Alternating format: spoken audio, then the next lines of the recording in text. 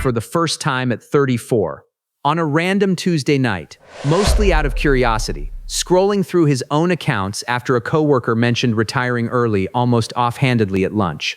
He'd always assumed the number he needed to never work again was some impossibly distant figure, 7 figures with several more zeros than felt real, the kind of number that only applied to people with a very different starting point than his own. What he finds instead is a specific, calculable number, built from his own actual spending, not a guess pulled from a headline or repeated secondhand from a friend. It's smaller than he expected, and it comes with a real debate attached that almost nobody mentions when they repeat the famous rule of thumb. Here's the number that should stop you mid-scroll. For decades, the standard answer was withdraw 4% of your portfolio annually, and it should last. As of the most recent research in 2026, that number is genuinely being debated by the two most cited voices in the field, one saying it should be lower, one saying it can be meaningfully higher. This isn't a video promising you an exact number that fits everyone. It's a video about the actual framework behind how much do I need, where the 4% figure actually came from, why serious researchers currently disagree on it, and how to calculate your own honest estimate instead of borrowing someone else's headline. Let me walk you through it. My name is Alex, and today on Wealth Adjacent, we're taking apart the number nobody quite explains clearly. Quick disclaimer, not financial advice, just an explanation of published retirement research, which itself is currently unsettled and actively evolving even among professional researchers. Let's meet Owen. Steady income, no windfall, has been investing consistently for about a decade. He'd heard the phrase the 4% rule for years without ever actually understanding where it came from or what it assumes about the underlying portfolio and time frame. Here's where the number originated. In 1994, a financial planner named William Bengen published research testing every historical 30-year retirement period using real market data, asking a specific, carefully bounded question: what's the highest initial withdrawal rate that would not have depleted a portfolio in any of those historical periods, no matter how the market happened to behave? His answer came out to just over 4%, rounded down for simplicity, and it became known as the 4% rule. Here's the part that should make you sit up. That number was never meant as a universal recommendation. Bengen designed it specifically as a floor, the worst-case survival rate for the unluckiest retiree across a century of market history, not a target for an average or a typical outcome. Using a worst-case survival number as an everyday spending plan is a little like buying a house engineered for a major hurricane and then never opening the windows on an ordinary sunny day. The math underneath it is simple to state, even if the debate around it isn't. If 4% of your portfolio covers your annual spending, then your target number is roughly 25 times your annual expenses, since 4% is mathematically the same as 1/25. A shortcut worth remembering because it makes the entire calculation something you can do in your head. Spend $50,000 a year, and the rough target becomes $1.25 million. Where does the actual disagreement come from in 2026 specifically? Two of the most respected voices in retirement research looked at the exact same question this year and landed in meaningfully different places, despite both starting from the same body of historical evidence. Morningstar's most recent research suggests a starting withdrawal rate closer to 3.9% for a new retiree seeking high confidence their money lasts 30 years, based on current bond yields and forward-looking return assumptions.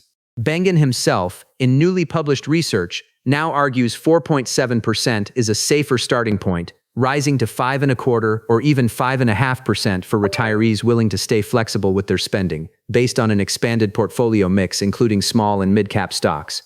Read that gap again. On $1 million portfolio, that's the difference between roughly $39,000 a year and up to $55,000 a year, from two serious researchers analyzing the same underlying question in the same year, using genuinely rigorous methodology on both sides. Neither is wrong exactly. They're answering subtly different versions of the question. One looking backward at what survived historically across a full century of data. One looking forward at what current market conditions and interest rate environments specifically suggest going forward. There's a specific detail worth naming that changes this calculation significantly for anyone considering retiring meaningfully early. The original research tested 30-year retirement periods. Extend that horizon to 50 years, which is realistic for someone retiring at 35 or 40. And even a 4% withdrawal rate no longer holds up as reliably. Updated research modeling longer horizons finds something closer to 3.5% tends to be necessary for genuinely high confidence across a 50-year stretch, meaning the true target number for an early retiree is meaningfully larger than the standard 25 times figure most people repeat. This is exactly the detail that gets lost when the 4% rule gets repeated as a simple, settled fact online. The number was tested for a specific retirement length, using specific historical data, under a specific portfolio mix, and every one of those specifics changes the actual answer for any individual situation. Back to Owen. His actual annual spending, calculated honestly rather than guessed at, tracked carefully across several real months rather than estimated from memory, comes to about $52,000 a year. Using the more conservative end of the current research, roughly 3.9%, his target becomes just over $1.33 million. Using Bengen's newer, more optimistic figure, it drops closer to 1.1 million. That's a real, meaningful gap, and it comes entirely from which research assumption gets used, not from any change in his actual spending. There's a specific factor worth naming that can meaningfully lower this number for a lot of people without changing their lifestyle at all. Partial income during early retirement, sometimes called Barista FIRE, dramatically reduces the pressure on a portfolio even in small amounts. If part-time or flexible work covers $12,000 of Owen's $52,000 in annual spending, his portfolio only needs to cover the remaining $40,000, which meaningfully lowers his effective withdrawal rate and, by extension, his actual target number. There's a specific pattern worth naming around portfolio composition too, since it's one of the quieter variables sitting underneath every version of this debate. Bengen's original research used a fairly conservative 50-50 split between stocks and bonds. His more recent, higher figure specifically comes from testing an expanded mix that includes small-cap and international stocks alongside the original allocation, a meaningfully different portfolio than what most people picture when they hear the 4% rule. Which means part of the current disagreement isn't really about the withdrawal rate itself, it's about which underlying portfolio the withdrawal rate is even being tested against, a detail that rarely survives the simplified version of this story that circulates online. It's worth understanding briefly how the original research actually worked, since the mechanics explain why the number holds up as well as it does. Bengen didn't test a single hypothetical scenario. He tested every real 30-year period contained in the historical data available to him. Someone retiring in 1929, right before a crash. Someone retiring in 1966 into a rough stretch for stocks. Someone retiring during a genuinely favorable decade with strong tailwinds the whole way through. The 4% figure specifically represents the outcome for the worst starting point among all of those overlapping periods, which is precisely why it functions as a floor rather than an average. Most historical retirees following that rule would have ended up with considerably more money than they started with, not less, sometimes several times more. There's also a sequencing detail worth understanding, since it explains why the same average return can produce wildly different outcomes depending purely on timing. A significant market downturn in the first few years of retirement is considerably more damaging than the identical downturn arriving later, because early losses are being withdrawn from at the same time, compounding the damage in a way a later arriving downturn simply doesn't, even when the average return across the full retirement ends up being identical either way. This is why maintaining a cash buffer, commonly 2 to 3 years of expenses held outside the market, is frequently recommended specifically to avoid being forced to sell investments during a downturn's worst moments, buying enough time for a recovery to happen before those specific dollars ever need to be touched.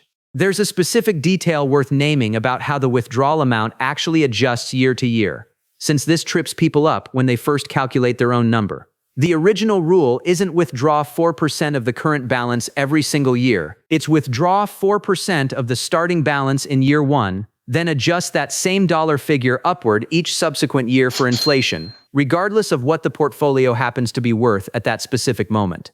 That distinction matters considerably, since a strict percentage of current balance approach would mean a shrinking income during a bad market stretch, while the actual rule holds spending steady in real terms, which is part of what makes the math work, but also part of why a genuinely prolonged downturn creates real strain. There's a more flexible alternative worth naming too. since a growing share of current retirement research favors it over the strict, fixed version of the rule. Guardrail strategies adjust spending modestly based on how the portfolio is actually performing, trimming spending somewhat during a rough stretch and allowing it to rise somewhat during a strong one, rather than locking in one fixed inflation-adjusted number for decades regardless of what's happening in the market. Morningstar's own research specifically notes that retirees willing to tolerate some year-to-year spending fluctuation can often start closer to 6% rather than the more conservative fixed figure, precisely because the flexibility itself reduces the risk that a rigid plan is trying to protect against in the first place. There's a specific pattern worth naming for anyone retiring meaningfully before traditional retirement age, since it changes the shape of the calculation across the full retirement, not just at the start. Someone retiring at 35 or 40 will typically become eligible for other income sources, pension income, or government retirement benefits decades into their retirement, which means the earliest years often carry the heaviest reliance on portfolio withdrawals, with that reliance easing somewhat once other income sources begin. Modeling a single flat withdrawal rate across an entire 50-year retirement can understate how much room actually exists once those later income sources are factored in honestly, though relying on that future income too heavily before it's confirmed and secured carries its own real risk. I want to be careful here, because this isn't a topic with one tidy universal answer, and presenting it as one would be dishonest. There's a specific detail worth naming around taxes too, since the headline withdrawal percentage almost never account for it directly. 4% of a portfolio held in a tax-advantaged retirement account produces meaningfully different actual spending money than 4% of the same dollar amount held in a taxable account, once withdrawal taxes are factored in. The published research generally models pre-tax withdrawal amounts, which means the real spendable number for any individual depends significantly on which specific account types their savings actually sit in. A detail worth running through an honest, personal calculation rather than assuming the headline percentage translates directly into take-home spending. Now, let me address a couple of objections directly, since they come up constantly around this topic. First, isn't this whole framework just theoretical? Doesn't it break down the moment real life happens, medical costs, family emergencies, an actual bad decade, completely fair? The withdrawal rate research already accounts for historical bad decades. That's specifically what it's testing against. But it doesn't account for a specific individual's unique circumstances, which is exactly why building in flexibility, a cash buffer, and a willingness to adjust spending in a genuinely bad year matters as much as the initial percentage chosen. No percentage, however carefully researched, replaces the need for an actual emergency reserve sitting outside the core retirement calculation entirely. Second objection. Doesn't obsessing over one precise number distract from just saving more in general? Isn't the specific percentage kind of beside the point? Also fair, and worth naming honestly. Saving more broadly is almost always a reasonable move regardless of which specific withdrawal rate ends up being correct. But having an actual target number, even an imperfect range-based one, gives someone something concrete to work toward and measure progress against, rather than saving indefinitely toward a vague, unmeasurable goal that never quite feels like enough. There's a real psychological cost to a goal with no defined endpoint, and a range, however imperfect, is considerably better than nothing at all. The actual answer was never there's one correct number for everyone. It's, here's a real, currently debated range, and here's how to calculate your own version of it honestly, adjusted for your own specific spending and time horizon. There's a psychological pattern worth naming here too, similar to ones we've touched on in other videos on this channel. A single, precise number, even a wrong one, tends to feel more trustworthy than an honest range, simply because it sounds more definitive. That preference for false precision over honest uncertainty is exactly what makes the oversimplified, just save 25 times your expenses version of this story spread so easily, while the more accurate, range-based version rarely gets repeated with the same confidence, even though it's the more useful one to actually plan around. So here's the framework I'd actually use. Calculate your real annual spending first, not a guess, an actual number pulled from several months of tracking, ideally accounting for how spending might genuinely change once work-related costs, commuting, work wardrobe, daily convenience purchases disappear entirely. Multiply that by somewhere between 22 and 26, depending on how conservative you want to be and how long your retirement horizon actually is. Longer horizons lean toward the more conservative end. That range is your target, not a single number. A real range you can watch yourself approach over time. A few practical moves fall out of that.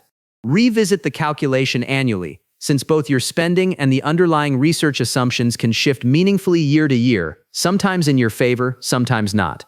Build in a cash buffer specifically to protect against sequence risk in the first several years, regardless of which withdrawal percentage you ultimately choose.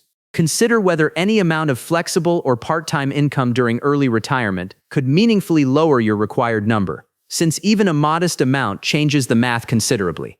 Factor in the account types your savings actually sit in, since pre-tax and after-tax dollars spend very differently once withdrawal taxes apply. And treat the whole calculation as a living estimate, not a finish line carved in stone the day you first calculate it, since it will almost certainly change more than once before it actually matters. It's worth naming one final honest point before wrapping up. Nobody, including the researchers actively debating this in 2026, claims to know with certainty which specific percentage will turn out to be correct for the next 30 or 50 years, since that answer genuinely can't be known in advance, only estimated from the best available historical and forward-looking data. That uncertainty isn't a flaw in the framework, it's an honest description of what long-term financial planning actually is. A best estimate built from real evidence, revisited and adjusted as new information arrives, rather than a fixed prophecy. So here's where we land. This isn't about finding one magic number that applies to everyone, because that number genuinely doesn't exist, and any video claiming otherwise is oversimplifying real, ongoing research. Owen calculated his own range, built in a cash buffer, and started tracking his actual number quarterly, instead of chasing a single figure he'd seen repeated online, without ever checking where it came from. The goal was never to hit some precise, universally correct number. It's understanding the actual framework well enough to calculate your own honest version of it, and to keep adjusting that version as your own life, and the underlying research, both continue to evolve. A range you actually understand and can defend beats a single borrowed number every time, even when the range feels less satisfying than a clean, simple headline would. It's worth remembering, too, that this calculation isn't only useful once someone's close to actually retiring. Running it early, even decades out, gives a concrete target to measure progress against year over year, turning a vague, distant goal into something that can actually be tracked, adjusted, and watched get closer over time. The same way the crossover point becomes visible once someone actually calculates it instead of just assuming it's still far away. Calculate your own real range this week using your actual spending, not a number you saw in a headline. If this helped, hit like, subscribe, and tell me in the comments, have you ever actually run this calculation for yourself, and did the real number surprise you either way? I'll see you in the next one.